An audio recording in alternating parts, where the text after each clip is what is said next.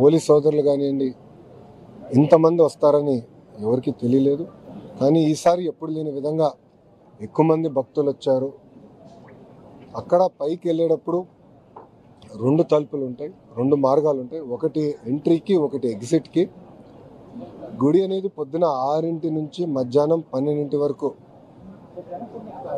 దర్శనం ఏర్పాటు చేశారు. దాని తర్వాత 3-4 గంటల విరామం తర్వాత మళ్ళీ సాయంత్రం పూట దర్శనాలు ఏర్పాటు చేస్తారు.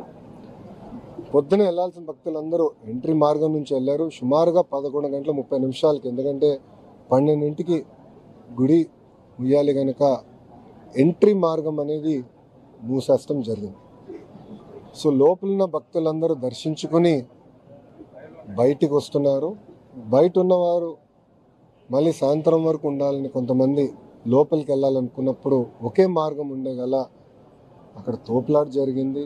దాంట్లో ముందల పైన ఉన్నవారు అంటే మెట్లు పై మెట్లో ఉన్నవారు ఒక్కొక్కరు పడతా వచ్చి కింద వరకు అందరు పడ్డారు. ఎవరైతే సీరియస్గా ఉన్నారో వాళ్ళకి శ్రీకాకుళం తరలిస్తాం, కానీ ఎవరికైతే ఇక్కడ ఫ్రాక్చర్స్ ఉన్నాయో వాళ్ళని ఇక్కడ పలాస హాస్పిటల్ తీసుకొచ్చి వాళ్ళకి చికిత్స అందజేస్తాం కూడా జరిగింది.